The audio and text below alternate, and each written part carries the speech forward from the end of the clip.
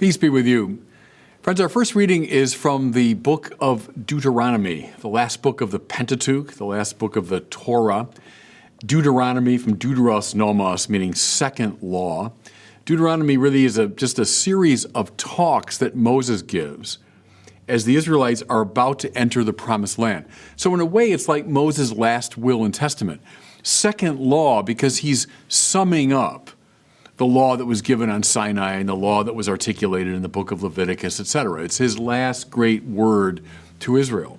Well, in the midst of one of these speeches, recorded here in the 18th chapter, we have a passage that's extremely interesting and a little bit strange. In fact, Pope Benedict made it central to his own interpretation of Jesus.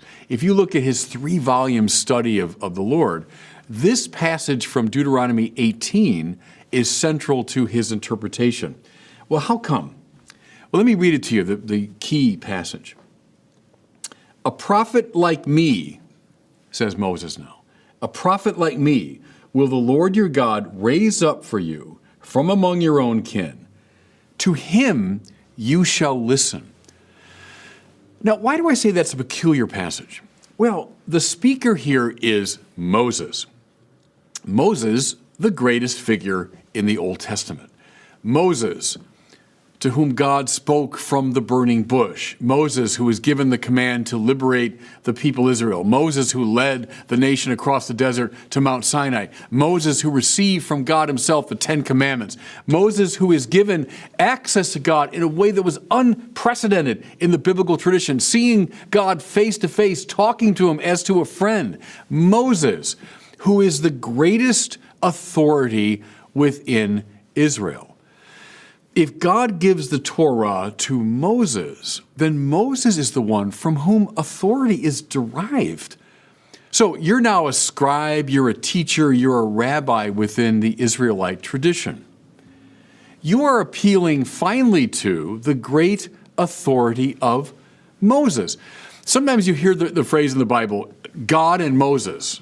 Well, that's how they saw it. God is God, but then the supreme unsurpassable authority within Israel is Moses. You know, what a rabbi would say is, well, I received it from my teacher, Rabbi so-and-so, who got it from his teacher, Rabbi so-and-so, back, until we finally got it from the Torah, which was given to Moses by God.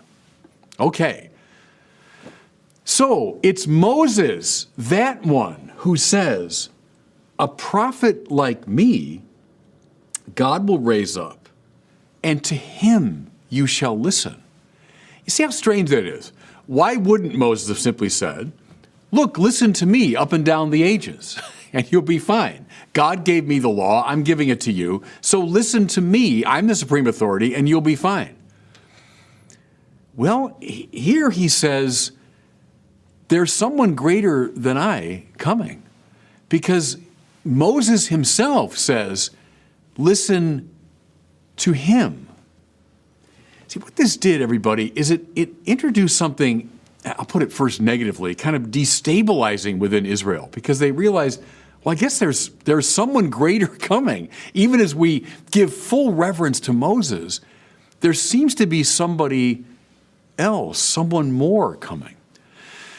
Every time one of the prophets arose, Isaiah, Jeremiah, Ezekiel, Daniel, Zechariah, Hosea, people must have thought, oh, maybe he's it. Maybe he's the one that Moses talked about. But mind you, the book of Deuteronomy is written somewhere around the year maybe 500 BC. It was finally compiled. All those figures had come and gone. And yet, still we find here this prediction. Someone greater than I is coming, to whom you should listen. Okay, the reason the church gives us this reading from Deuteronomy is it's only against that background that we can really understand what's going on in the famous gospel from the Gospel of Mark. So we see Jesus now in the synagogue, and he's doing what rabbis would have done in a synagogue. He's commenting upon the scriptures. And again, the style would have been, Well, I'm a rabbi, I'm a teacher, and I learned from my teacher and from his teacher, back, all the way to Moses. And so appealing to Moses would have been, the style. But Jesus is preaching, obviously, in a different way. Because listen to what we hear. The people were astonished at his teaching. We say, why? Because he was teaching something so new. Not really. It's not so much the content of his teaching. Listen. For he taught them as one having authority and not as the scribes. The scribes, again, taught in this way, appealing back, finally, to Moses, the supreme authority. They're noticing something different about Jesus. He's not preaching in that way. Rather, he is claiming his own authority. The word in Greek is interesting here for authority. It's exousia. Ousia means something like substance. Ex, out of. Jesus is preaching out of his own substance. Okay. Who could possibly preach with that kind of authority, if not the one who is greater than Moses? And who is greater than Moses? This human being who saw God face to face, talked to him as a friend. Who could be greater than Moses? Except the one who spoke originally to Moses. Some people, when I was going through school, it was commonplace to say, the Gospel of Mark and the other synoptics, so-called, Matthew and Luke, they have more of a low Christology, meaning they emphasize the humanity of Jesus, and it's only the Gospel of John that emphasizes his divinity. That's nonsense. In this claim here, you have just as high a Christology as you find in John. They were astonished at his teaching because he was teaching as though he were God, with God's own exousia. Okay, as if that weren't enough, listen to what happens next. There emerges in the synagogue, it says, a man with an unclean spirit. Just a side note here, this would be sermon for another time, but the first demon that Jesus comes across in the first gospel comes up in church. Things haven't changed that much, everybody. There must be some great enemy of the church outside. No, it's from within the church that this dark and negative and divisive spirit arises. Sound familiar? Again, sermon for another day. But the man emerges, this unclean spirit. What do you want of us, Jesus of Nazareth? Have you come to destroy us?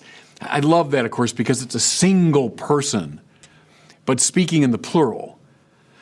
That's the diabolic. Diabalein means to scatter, divide. He's divided on the inside.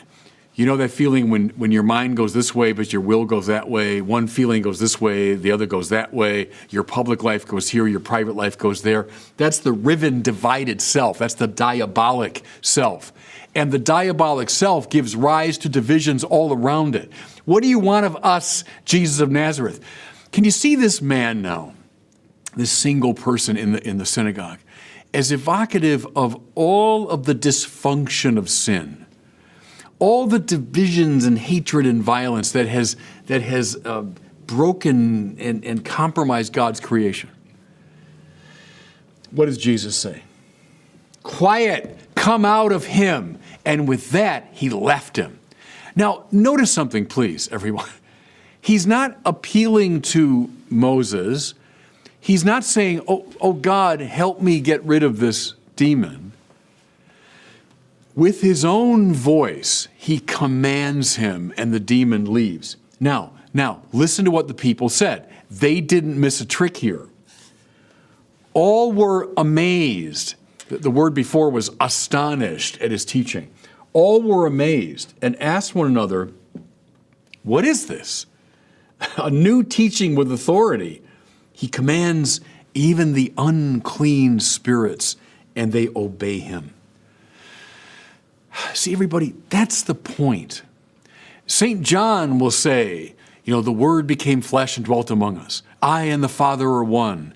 You know, he who has seen me has seen the Father. All these very clear affirmations of Jesus' divinity. But it's just as clear here if we understand the Jewish background. This one who speaks, not appealing to Moses, but with his own exousia, out of his own substance, speaking now in the person of the one who addressed Moses, and who acts with the full exousia of God himself. This is God himself healing his divided creation. Extraordinary. See, I think we're going to miss this because we're all post-Kantians. What I mean here is we tend to follow the German philosopher Immanuel Kant, who said, you know, religion is finally about ethics. So we say, you know, Jesus, sure, I love Jesus. He's a great ethical teacher. I look at the Sermon on the Mount, I look at his great ethical teachings, and I can distill, you know, principles to live by. Read Thomas Jefferson's Bible, which has removed all the supernatural references, and it just retains Jesus as a moral teacher. Yeah, we're very much at home with that. And you can indeed distill moral teaching from Jesus. Of course you can. He was a moral teacher. But that's not what the biblical authors are primarily interested in. They're interested in telling you who he is. This strange figure, greater than Moses himself. They're interested in communicating to us that this Jesus is God. See, and that compels a choice, because if Jesus is just an ethical teacher, I can say, yeah, that's interesting, but you know, so are Sufi mystics and so are Buddhist sages, and I get a lot of insight from secular figures, and Jesus becomes one teacher among many. But if he's the one, listen now, who Moses predicted, the prophet even greater than Moses, then indeed, as Moses said, we must listen to him. It's the divinity of Jesus revealed in the exousia, the authority by which he speaks and acts, that we are meant to see. Because embracing this Jesus, the prophet greater than Moses himself, is what Christianity is finally all about. And God bless you. Thanks for watching. If you enjoyed that video, I encourage you to share it and be sure to subscribe to my YouTube channel.